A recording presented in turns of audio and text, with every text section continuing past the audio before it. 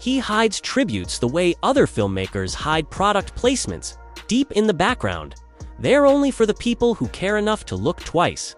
Early in Happy Gilmore 2, Adam Sandler strolls past a golf club check-in desk and, for barely 2 seconds, a dusty TV blinks with footage from Disney's Jessie.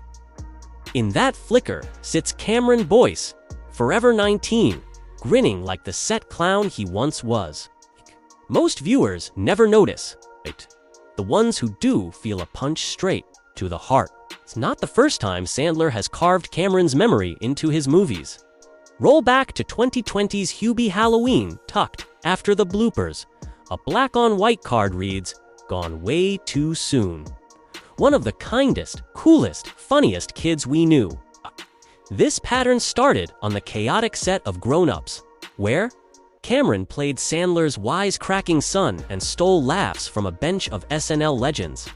Off camera, he lingered to thank every lighting tech by name, earning a sort of honorary Sandler status. When Cameron died in his sleep in July 2019, the comedian tweeted 3 lines: "Too young, too sweet, too funny," then disappeared. From social media, grief, though, never stopped him filming. It simply rewired his priorities. 6 years later, the sequel's tiny cameo drops during the week of Cameron's anniversary. And rumor says Sandler personally haggled licensing fees so the clip could stay.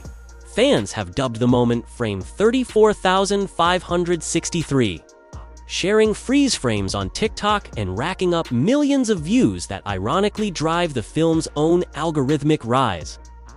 Sandler might be the only man in Hollywood who'll pay extra to reduce his own screen time just so a friend can borrow 2 seconds from eternity. That subtlety feels almost rebellious in an industry that measures love with billboards. Instead of a shout, Sandler leaves breadcrumbs, trusting real fans to find them and newbies to ask, "Who's the kid on the TV?" A single Google search. Later, fresh eyeballs land on Cameron's charity speeches and epilepsy awareness projects, and donations spike again. Sandler still sends checks every December, signing them Happy instead of Adam, letting the puns sting and console at once. The tribute works on another layer too. Happy Gilmore 2 doubles as a memorial to Carl Weathers, the original one-handed mentor Chubbs, who passed away earlier this year. By stringing Cameron's cameo alongside flashbacks of Chubbs, Sandler stitches a multi-generational love letter into what's technically a slapstick golf movie. You come for trick, shots, and belly laughs. You leave thinking about the fragility of every backstage handshake.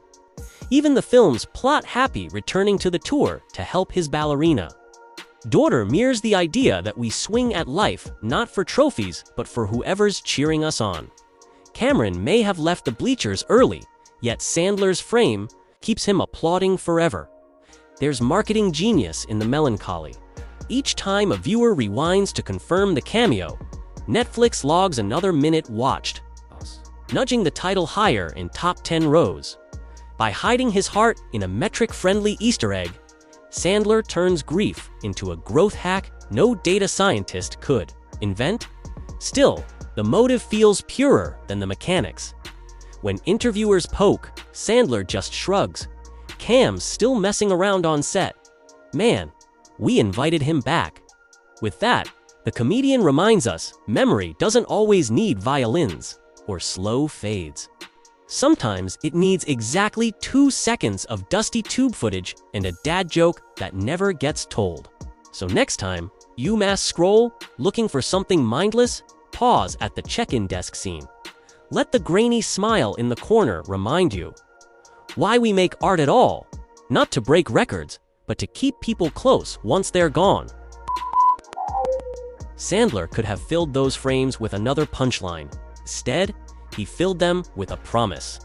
And that tiny act of cinematic loyalty might echo longer than any grandstanding tribute could ever hope to.